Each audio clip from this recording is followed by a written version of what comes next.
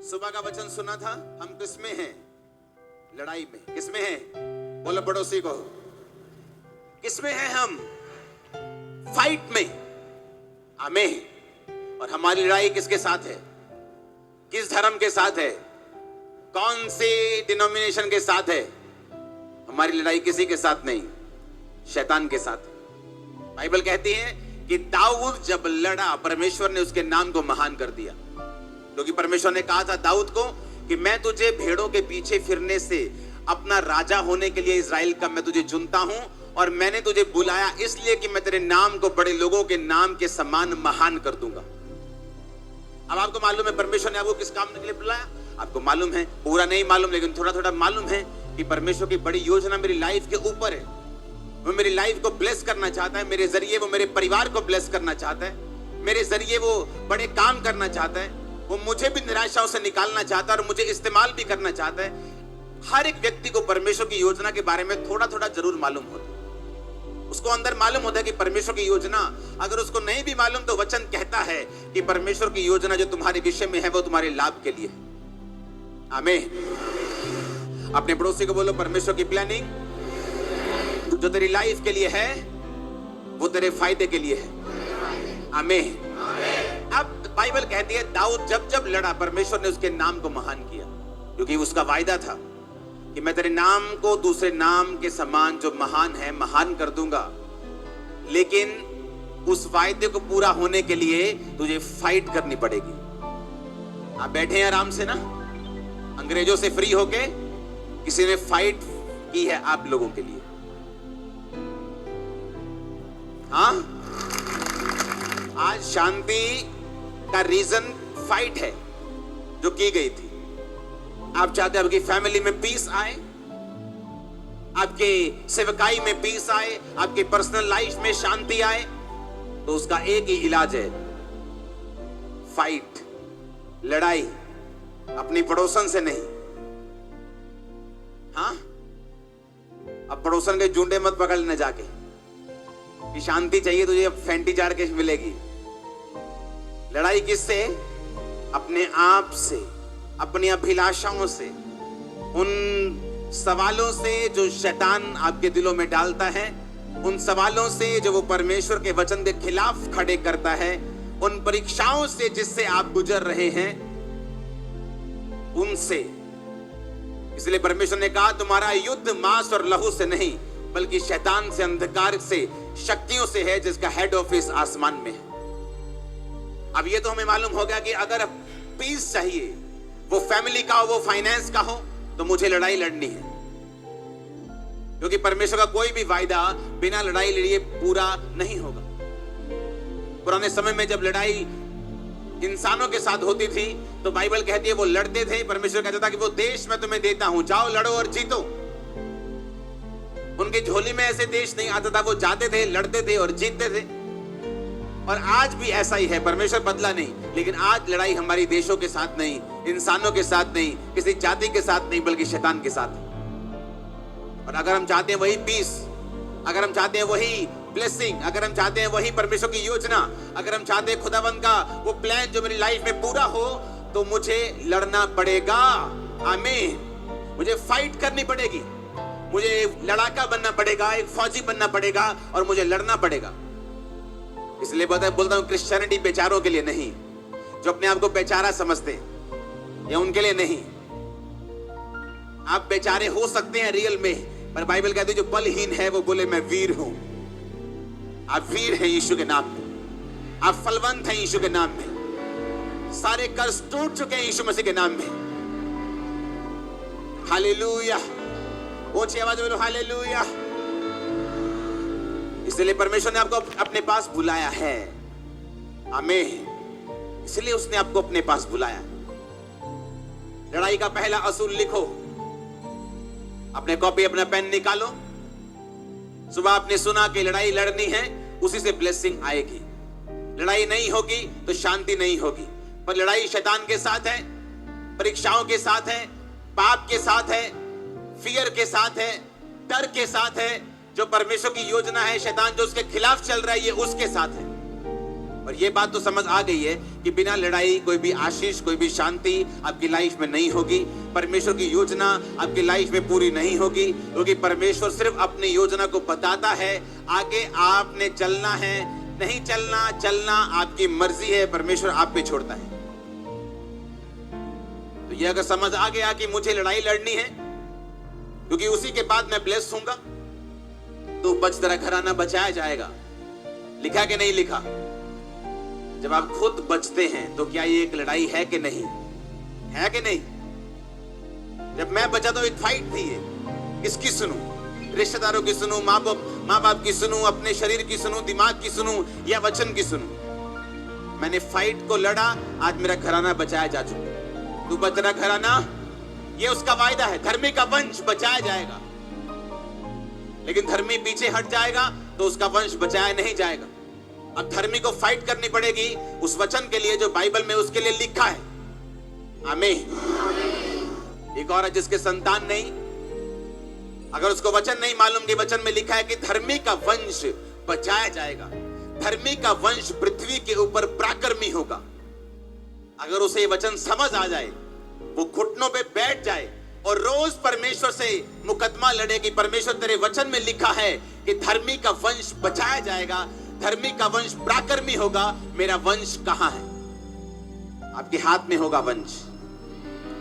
लेकिन आपने लड़ाई नहीं लड़ी, ना तो शैतान से लड़ी, ना तो शरीर से लड़ी, ना अभिलाषाओं से लड़ी, ना प्रार्थना में लड़ी। बाइबल कहती है याकूब प्रार्थना में प्रभु से लड़ा और प्रभु से जीत गया। हम प्रभु से इमोशनल होके नहीं लड़ सकते। पहला रूल लड़ाई का, तुम इमोशनल होके नहीं लड़ सकते। लिखो क्या है ये पहला? बाइबल कहती है अगर तुम रूल के मुताबिक ना लड़ो तो तुम जीतोगे नहीं। WWE देखिए, उसके रूल अलग है। आप सिर पर रॉड नहीं मार सकते, दाएं जो वहीं लगाने हैं, बस मुक्का भी सीधा नहीं मारते। मालूम UFC में एक मुक्का पड़ता है, आंख लाल हो जाती। WWE में 10 मुक्के भी पड़े, मुंह ऐसे का ऐसे जैसे फेशियल करा के गए होते हैं, कोई फर्क नहीं पड़ता, क्योंकि रूल है कि मुक्का ऐसे मारना है, लगे ना ताकि फेस पे। UFC में मुक्का बजता तो पूरा आंख लाल हो जाता है। हर लड़ाई का रूल क्या है? अलग अलग है। और बाइबल कहती है कि यदि तुम रूल के अनुसार नहीं लड़ोगे तो जीतोगे नहीं। आमीन। अब ये मालूम हो गया कि लड़ना जरूरी है। मुझे शरीर के साथ लड़ना है, क्योंकि जिस समय मैं प्रार्थना करने लगूंगा मुझे फेसबुक याद आएगी। हाँ, उसने क्या कमेंट किया होगा, यार देखो तो सही लाइक कितने बजे। ये एक फाइट है कि अब मैं फेसबुक पे जाऊंगा या मैं प्रार्थना की ओर जाऊंगा। चलो कल रोजा रखते। जैसे ही कल सुबह रोजा रखा, मम्मी ने 3-4 फेवरेट डिशेस बना के सामने रख दे रही। अब ये फाइट है, आज रखने के कल। सामने पड़ोसन खड़ी, गुस्सा तो बहुत चढ़ रहा है कि मुंह पे मुक्का मारे, पर अपने आप को कंट्रोल किया। ये क्या है? एक फाइट। शरीर पर काबू करना, ब्लू फिल्म को ना देखना, क्या है? एक फाइट। निराशा में भी परमेश्वर के साथ खड़े रहना। कहीं भूल भुले के पार्टी में चले भी गए तो दारू को हाथ ना लगाना, क्या है? एक फाइट। तुम अपनी फाइट करो, परमेश्वर तुम्हारे साथ खड़ा होगा। आमीन। ये फाइट है। पहला रूल फाइट का, तुम इमोशनल होकर फाइट नहीं लड़ सकते। तुम्हें रूल्स के साथ लड़ना होगा, तुम्हें रूल्स के साथ लड़ना होगा। आमीन। दूसरा शमूएल 6 उसकी 1 से 13 आए। मैं 2 पढ़ चुका हूं, 3 पढ़ूंगा। फिर उन्होंने परमेश्वर का संदूक एक नई गाड़ी पर चढ़ाकर टीले पे रहने वाले अबीनादाब के घर से निकाला, और अबीनादाब के उज्जा और अहो नामक 2 पुत्र उस नई गाड़ी को हाँकने लगे। उन्होंने उसको परमेश्वर के संदूक समेत टीले पर रहने वाले अबीनादाब के घर से बाहर निकाला और अहिया संदूक के आगे आगे चला। सब बोलो आमीन।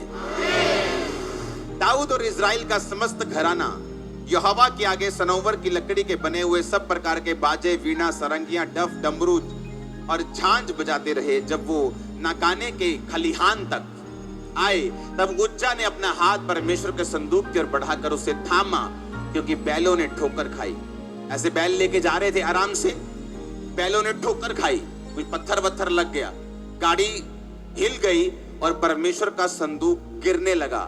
तो जो दो बेटे अबीनादाब के संभाले हुए थे, एक ने ऐसे हाथ किया और परमेश्वर का वाचा का संदूक गिरने से बचाया और उसको वापस ऊपर रखा। लेकिन उसका अंजाम क्या हुआ देखो।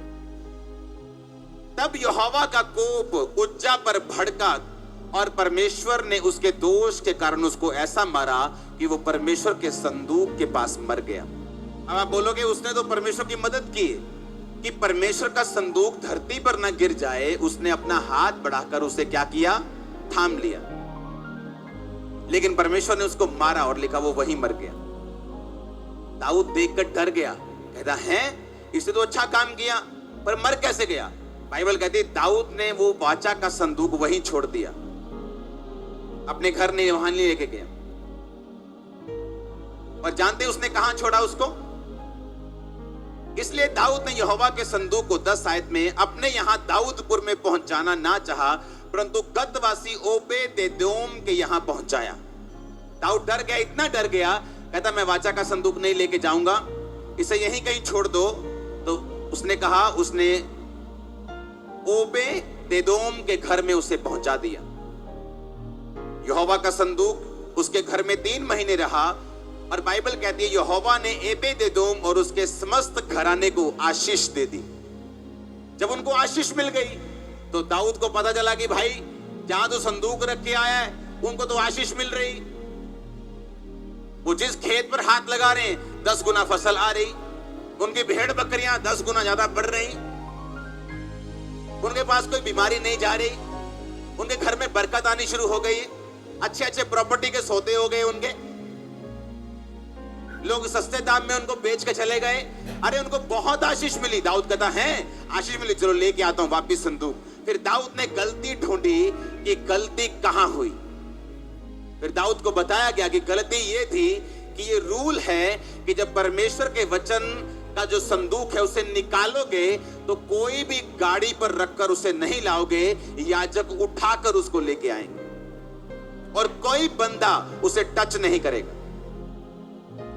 पर दाऊद क्या हुआ, इमोशनल हो गया कि नहीं परमेश्वर का संदूक है, फ्रेश गाड़ी लेके जाएंगे। आज के जमाने में बोलो नहीं नहीं परमेश्वर का संदूक रॉयल्स रॉयस में लेके आएंगे, मर्सिडीज में लेके आएंगे, फेरारी में लेके आएंगे, लैम्बोर्गिनी में लेके आएंगे, बेस्ट गाड़ी में परमेश्वर का संदूक लेके आएंगे। लेकिन परमेश्वर ने क्या कहा, तुम मेरा संदूक याजकों से उठवाना और कोई बंदा उनको हाथ ना लगाए, नहीं तो वो मर जाएगा, पहले से बताया गया था। इसलिए इमोशनल लोग जो हैं कई बार परमेश्वर की सेवा नहीं कर पाते। यीशु मसीह जब 12 साल के थे तो जब पर्व हुआ तो यरूशलेम में सब गए, उनके माता पिता सब रिश्तेदार गए, और जब पर्व वापस हुआ सब वापस निकल गए। बड़े बड़े परिवार 100-100, 200, 300 लोगों के होते थे। माता पिता ने सोचा यीशु मसीह बीच में ही है। जब आगे निकल गए तो ढूंढा यीशु कहाँ है, यीशु कहाँ है, मालूम चला तो है ही नहीं। वापस गए यरूशलेम, 3 दिन ढूंढते रहे यीशु मसीह को। 3 दिन के बाद यीशु मसीह जब परमेश्वर के भवन में मिले तो वो शास्त्रियों के साथ, बड़े बड़े विद्वानों के साथ वो क्वेश्चन आंसर कर रहे थे। तो माता पिता ने कहा, ए यीशु तू नहीं जानता हम कुड़ते हुए तुझे ढूंढते, हम कुड़ चुके हैं, हम हाँ समझ रहे हैं आपके नहीं। तो यीशु मसीह इमोशनल नहीं हुए। ओ मम्मी, यीशु मसीह ने कहा क्या तुम नहीं जानते कि मुझे अपने पिता के घर में होना जरूरी है। यीशु मसीह वचन सुना रहे हैं, वचन सुनाते सुनाते भागते भागते लोग आए, यीशु मसीह तेरे मम्मी आए बाहर, तेरे भाई आए बाहर। यीशु मसीह ने कहा मेरे माँ बाप भी यही हैं जो मेरे वचन को सुनते और मानते हैं। इसका मतलब ये नहीं कि यीशु मसीह के अंदर इमोशन नहीं थे, ये थे इमोशन। जब वो लाजर की कब्र पे गया, बाइबल कहती है वो रोया। जब वो लोगों को देखता था तो यीशु मसीह ऐसा लिखते हैं कि वो ऐसे लोगों को देखता था जैसे व्याकुल भेड़े हों, और लिखा वो तरस के साथ लोगों को छूता था, तरस के साथ लोगों को ब्लेस करता था, तरस के साथ आंखों को छूता था और आंखें आती थी लोगों को। वो इमोशन से भरा हुआ था। लेकिन इमोशंस अलग चीज हैं और इमोशनल फूल होना अलग चीज है। लड़ाई का पहला नियम, आप इमोशनल फूल नहीं हो सकते क्रिश्चियनिटी में अगर आपको लड़ना है और जीतना है तो। सेवकाई की शुरुआत में, सेवकाई के बीच में ऐसे इमोशनल फूल थे जो मेरे साथ सेवा करते थे। लेकिन इमोशनल थे। इमोशंस परमेश्वर वाले नहीं, संसारिक इमोशनल। और परमेश्वर ने उनको जब तक नहीं निकाला, मेरी लाइफ में चैन नहीं आया। आज हम पीस में हैं, क्यों? क्योंकि ये परमेश्वर का प्लान है आपकी लाइफ में। इमोशंस होना और इमोशनल होना, ये दोनों अलग अलग चीजें हैं। यीशु मसीह के पास आया, यीशु मसीह ने कहा, पतरस चलो, मुझे तीसरे दिन ऐसे ऐसे होगा, तीसरे दिन मैं उठाया जाऊंगा, जी उठूंगा, मुझे क्रूस पे चढ़ाएंगे, दुख देंगे। पतरस साइड पे जाके बोला, हे प्रभु इधर आ, तू तेरे साथ कभी ऐसा ना हो, दोबारा नहीं गल कही मैनू, तू कभी, तेरे साथ कुछ नहीं होगा। यीशु मसीह ने कहा, शैतान मेरे सामने से दूर हो जा। तो मेरे लिए ठोकर का कारण है क्योंकि तू मुझे इमोशनल करने की कोशिश कर रहा है जहां मुझे नहीं होना चाहिए। तेरा यार नहीं, मेरा यार, कल नहीं जाना आप चर्च, पक्का दोस्त है ना मेरा, तू कल आप घूमन जाना। ये दोस्ती नहीं, दोस्त के पीछे कौन बोल रहे हैं। और आपको समझना है कौन सी बात कहां से निकल रही। हर एक चीज को परमेश्वर के वचन की रोशनी में जांचना है। इसीलिए सब लोग नहीं जीत पाते क्रिश्चियनिटी में, क्योंकि उनको लड़ना नहीं आता।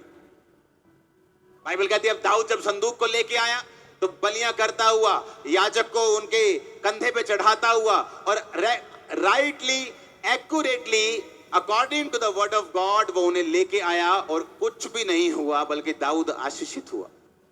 आमीन। लोग सेवा करते हैं इमोशनली, इमोशन से भर के, और मार खाते हैं।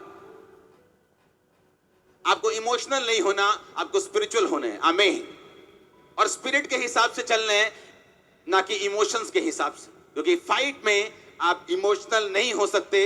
इमोशनल आदमी रूल्स को तोड़ता है, आप फाइट में इमोशनल नहीं हो सकते। इसलिए परमेश्वर ने कहा, अगर लड़ने वाला विधि के अनुसार ना लड़े तो मुकुट नहीं पाता। वो मुकुट जो मैंने तुम्हारे लिए रखा हुआ, वो इनाम जो रखा हुआ धरती पर भी स्वर्ग में भी, दोनों इनाम रखे हुए हैं आप लोगों के लिए। आज मेरी ब्लेसिंग मेरे लिए एक इनाम है जो हर तरफ से परमेश्वर ने मुझे दी है। इस धरती का वो मुकुट है, और आसमान में भी मुझे मालूम है अगर धरती में मुझे मुकुट दे सकता है तो आसमान में रखा हुआ है मेरे लिए। अनंत जीवन यहां से शुरू होता है। अनंत जीवन ऊपर शुरू नहीं होता, अनंत जीवन अब से शुरू होता है। जिस दिन से आप यीशु मसीह को अपना उद्धारकर्ता ग्रहण करके बपतिस्मा लेते हैं, उस दिन से अनंत जीवन शुरू होता है। उस दिन से लाइफ को जो जीसस क्राइस्ट की है आप अपनी जिंदगी में महसूस करना शुरू करते हैं। वो परिवार जो मरा हुआ है वो जागना शुरू होते हैं। वो रिश्ते जो मरे हुए हैं वो जागने शुरू होते हैं। वो चीजें जो टूट चुकी हैं कर्ज के कारण, वो जागनी शुरू होती हैं। आप लाइफ को महसूस करते हैं पहले दिन से अपनी लाइफ में। हालेलुया। ऊंचा होना चाहिए हालेलुया। आमीन। अपने पड़ोसी को बोलो, इमोशनल होके नहीं लड़ना, स्पिरिचुअल होके लड़ना है। आमीन। अब इमोशनल होके नहीं लड़ सकते। शाऊल इमोशनल हो गया, यार छोड़ो, क्या मारना है इन लोगों को। ए छोटे बच्चे, परमेश्वर ने कहा अमोनियों को खत्म कर दे, दूध पीता बच्चा तक। भेड़ बकरियां कुछ अच्छी अच्छी छोड़ दी, कुछ लोग छोड़ दिए, भगा दिए, और वही अमोनी उसके कत्ल का कारण बने। पता है कि नहीं पता? तुम परमेश्वर से अधिक समझदार नहीं हो सकते, तुम परमेश्वर से अधिक धर्मी नहीं हो सकते। अगर वो तुम्हें कह रहा है कि आंख निकाल दे, अगर ये आंख तेरे नरक में जाने का कारण है, तो इसका मतलब परमेश्वर आपको सही कह रहा है। उसे आने वाला समय मालूम है, वो फ्यूचर को देख सकता है।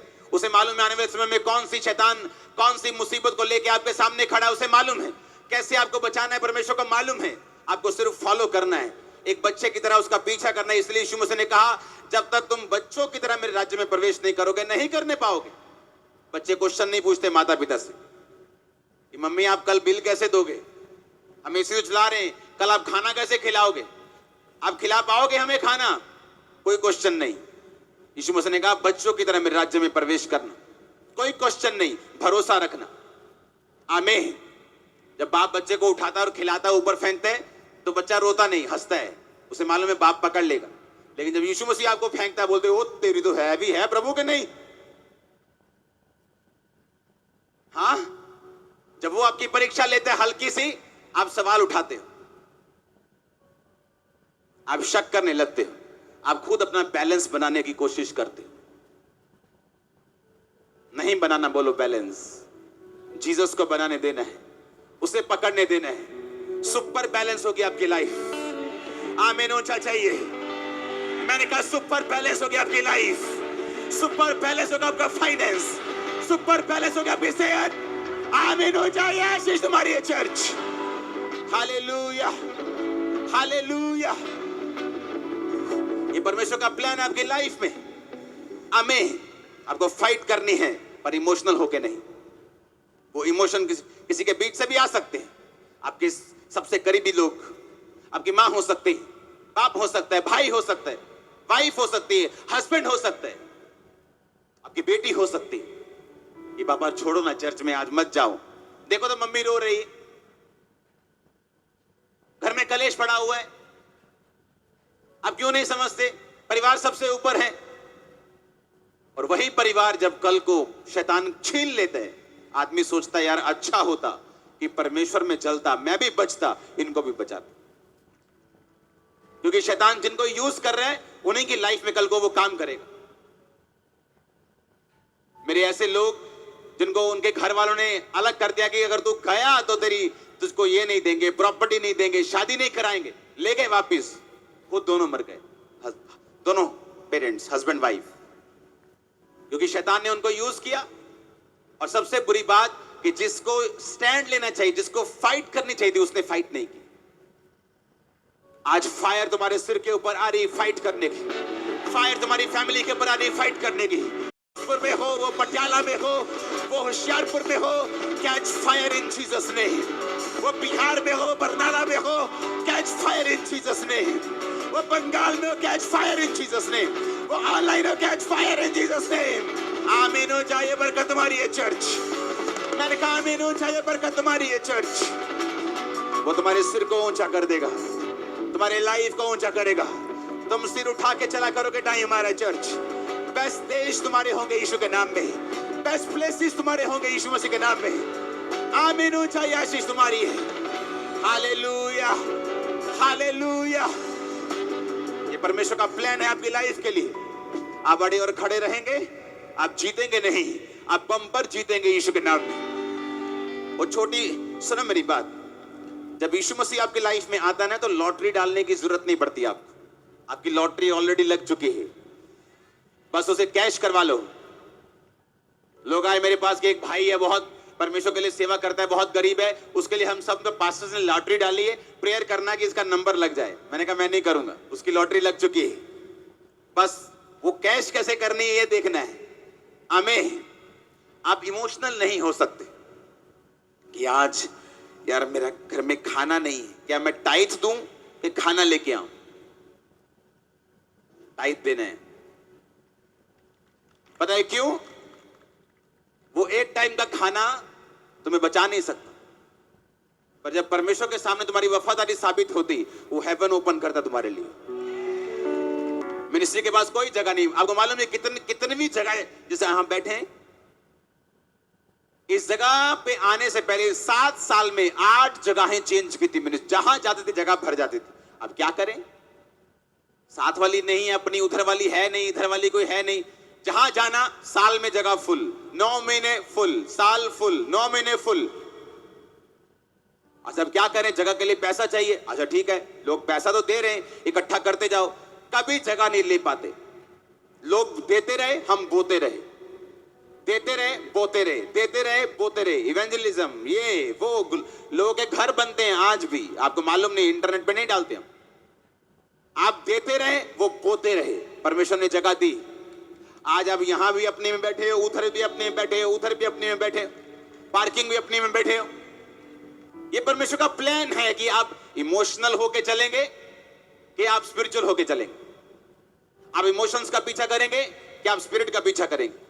आप वो देखेंगे जो बाइबल कहती है, या वो देखेंगे जो माहौल, जो सर्कमस्टेंसेस, जो आज की कंडीशन कहती है, कि उसको फॉलो करेंगे।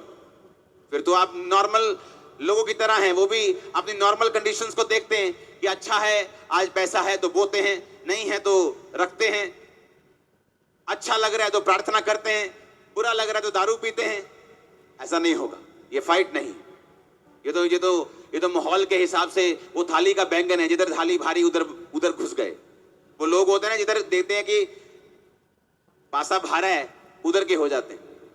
जो 4 बंदे इधर खड़े, नहीं नहीं भाजी सही गल है ताड़ी। जो 5 इधर आ गए, नहीं नहीं इन्ना भी ठीक है भाजी, ताड़ी गल ज्यादा वधिया। पता है कि ये 5 हो गए, इधर से मार पड़ेगी, इधर इधर हो जाओ। ऐसा नहीं होना है। अकेले खड़े रहो, तुम भीड़ होगे। मैं सच कह रहा हूं, अकेले खड़े रहो। तुम्हारे रिश्तेदार, तुम्हारे लोग, तुम्हारा परिवार बाइबल के वर्ड के मुताबिक, यहोवा के वचन के मुताबिक उनको तुम्हारे पीछे आना पड़ेगा। बाइबल कहती है आना पड़ेगा। कंडीशन नहीं है, कोई भी कोई रास्ता नहीं है। अगर आप खड़े रहे, उनको आना पड़ेगा। कोई रास्ता नहीं, कोई तू मैं, कोई कंडीशन नहीं। अगर ऐसा हुआ तो ऐसा होगा, कोई कंडीशन नहीं। तू बच, तेरा घराना बचाया जाए। That's it. आज ना तो लोग शैतान से लड़ते हैं, ना तो लोग अपनी अभिलाषाओं से लड़ते हैं। हम तब तक पवित्रताई में हैं जब तक किसी सुंदर लड़के ने प्रपोज नहीं मारा। जिस दिन प्रपोज आ गया, पवित्रताई खत्म। ना तो शैतान से लड़े, ना शरीर से लड़े, और ना परमेश्वर से लड़े। एक है प्रभु से लड़ना कि जा मेरी कमेटी ना निकली आज की, मैं नहीं आना चर्च। एक है मूर्खता से लड़ना। और एक है कि प्रभु तेरे वचन में लिखा है धर्मी का वंश बचाया जाए। रोज सुबह, रोज दोपहर, रोज शाम, रोज रात परमेश्वर को सिर दर्द कर दो। समझ रहे हैं आप? परमेश्वर ने कहा, जब एक व्यक्ति का सिर दर्द हुआ कि ये विधवा रोज आती है मुझे सताने, कि मैं ना तो प्रभु से डरता हूं, ना किसी की परवाह करता हूं, ये मेरे नाक में दम कर दे। यीशु मसीह ने कहा, देखो एक इंसान क्या सोचता है, अगर तुम मेरे नाक में दम करो, हालेलुया, तो मैं तुम्हारा न्याय क्यों ना चुकाऊंगा? पर तुम प्रभु से भी नहीं लड़े, तुम शैतान से भी नहीं लड़े, तुम शरीर से भी नहीं लड़े। याकूब लड़ा, बाइबल कहती परमेश्वर से लड़ा। उसने दूत को बोला, मैं तुझे जाने नहीं दूंगा जब तक तू मुझे ब्लेस नहीं, मैं तुझे जाने नहीं दूंगा। कभी 40 फास्टिंग की है, कभी 40 रोजे रखे हैं, कभी नाइट प्रेयर की है, कभी चैलेंजिंग गिविंग की है? नो, कभी फाइट नहीं की। फाइनेंशियल हालत सुधरी नहीं। वो कब सी ऐसी है? क्योंकि हमारा बोना कभी हुआ ही नहीं। हमने कभी सैक्रिफिशियल बीज बोया नहीं, हमने ऐसा कभी बीज बोया नहीं जो हमको हिलाए। कभी ऐसी प्रेयर की नहीं जो परमेश्वर को हिलाए। वो टीम बैठी है उधर, उनको मालूम है, जब मैं रूम में एंटर करता था उनको मालूम था अब 6 घंटे हमको ये उठने नहीं देगा प्रेयर में। वो साहब ने भी इशारे, तू निकल और ये मालूम था कि अब आ गए, बस 6 घंटे गए। 6 घंटे प्रेयर रोज, एवरी डे। क्यों? चैलेंज था लाइफ में, चुनौती थी। आगे सब कुछ लोगों के तो आगे पीछे खुआ खाई होती, इधर सब तरफ खुआ खाई थी। क्या करें? कोई रास्ता नहीं सिवाय परमेश्वर के। एवरी डे प्रेयर, रोज बिन नागा। और जब मेरी लाइफ में ब्रेक थ्रू होने वाला था, 8 घंटे एवरी डे, 9 घंटे रोज फास्टिंग इतने की पेट में दर्द होने लग गए। लेकिन हमने कुछ किया ही नहीं। प्रेयर हमारी 15 मिनट, टाइट हमने बोया नहीं। फास्टिंग हम बहुत कम करते हैं। जिस दिन करते हैं मम्मी आलू या परोठियां बना देती, की करिए। हाँ, बाइबल पढ़ते तो हमें फेसबुक की याद आ जाती, फिर देखते कमेंट क्या किया किसी ने। ये सारे शैतान के चक्कर हैं। जिस दिन निकल जाएंगे उस दिन आशीषित होंगे। मेरी प्रार्थना है कि जब आप इस वचन को अपने लिए रिसीव करेंगे तो आप सेम नहीं रहेंगे। परमेश्वर आपको ब्लेस करे। सबको जय मसीह की।